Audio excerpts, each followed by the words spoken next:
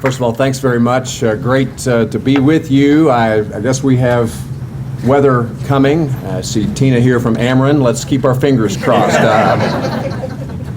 In fact, I remember John Shimkus and I flew in right after the last summer's. I hope these aren't repressed memories that I'm bringing back out. And what was unique flying into Lambert, which I've done every single week virtually that we've been in session, flying in and out of Lambert, but flying into St. Louis and having the darkened city from that event. But it's great to be here. This is I think the third opportunity that I've had to be in front of RCGA.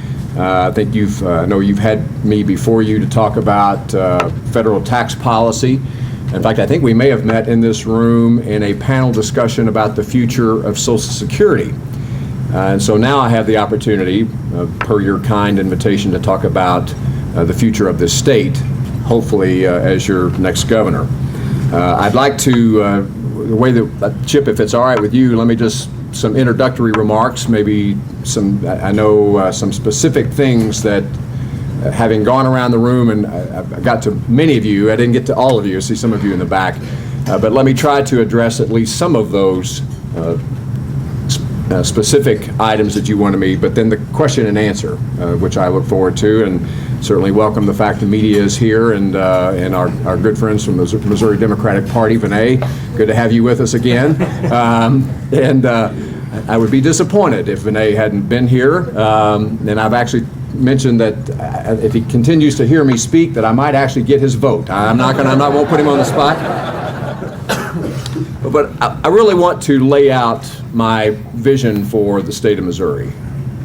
Some of you who know me well know that in the halls of Congress I have tried to be a bold, aggressive reformer. I think it's time to bring a fresh perspective to the halls of government in Jefferson City. I think people in the state are craving leadership, and we are really at a crossroads right now. Let me just put things in perspective. 3.5 years ago, the state of our state was not very bright. When you considered that we had a $1 billion shortfall in our state government, that we had almost 1 in 5 Missourians that were on some sort of public assistance, when you had, at least during the previous administration, the state of Missouri led the country, not per capita job loss, but in actual raw numbers of jobs lost here in the state of Missouri. And so the idea was that Governor Blunt and others who said we need to roll the welcome mat back out for businesses here in our state. And so some pretty bold reforms that they've put forward. Workers' compensation reform, I supported that. Legal liability tort reform, I support that. In my legal career, as John pointed out, I've never been in private practice. I've always been in the criminal justice field. I was a court-appointed public defender for a couple of years and got a wealth of experience, defending those as I was appointed by the court to do, and then almost 10 years as prosecuting attorney, and in the last of those years, in fact, with my boss, Jay Nixon, which that may be an interesting dynamic in the months to come. And so those things that have turned the ship of state around, and we have made some progress. We still have many, many challenges yet before us. Some of you here are representing health care, and some great discussions happening in the halls of Jefferson City. Whether or not things actually get accomplished in these last few weeks, let's say probably not, or if we make the assumption that not, then the dialogue has to move forward.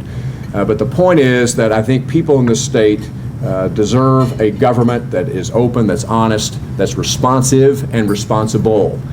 And tough decisions have been made, but now how do we move forward? And I will tell you that we will visit about the economy. We're going to get to talk about jobs initiatives. We're going to get to talk about things that RCGA finds very important, and I know that because you've shared those things with me. The first proposal we rolled out was a bold ethics package. To me, the most important thing, at least to set the stage for these upcoming months, is that people in Missouri should have confidence in the integrity of their leaders in government.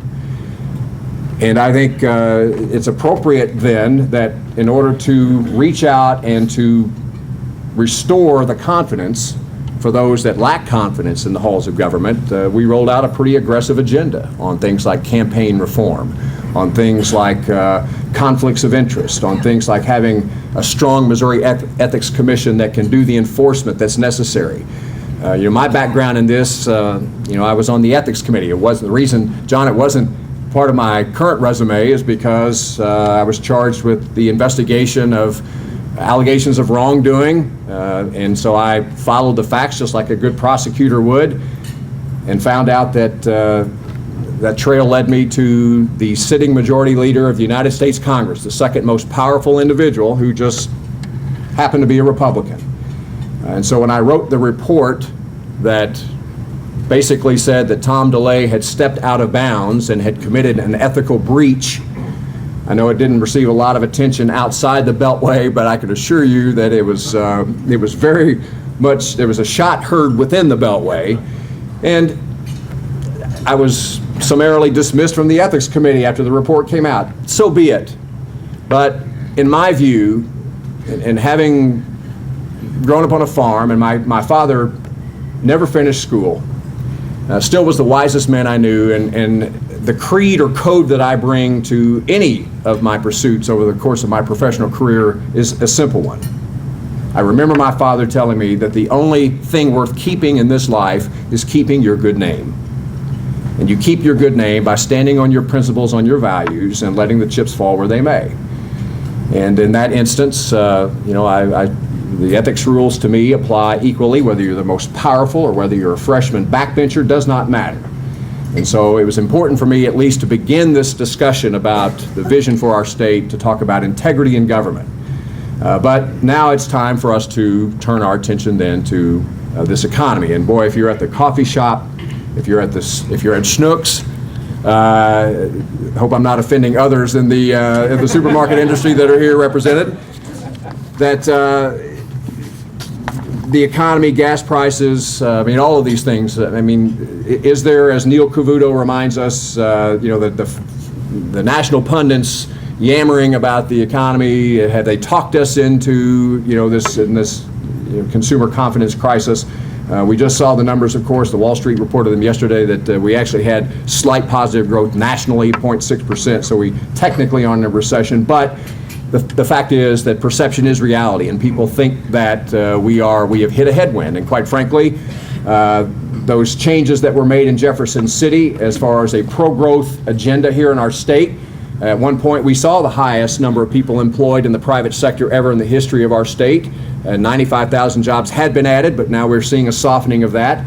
It is worthy to note, I think, and often we wring our hands here in the St. Louis area, and we talk about missed opportunities. We talk about the fact that that we see the number of headquarters that have closed here, shuttered. Let's keep in mind that there still are 9 Fortune 500 companies here, which is extraordinary. Forbes still says this is the 4th most affordable place to live.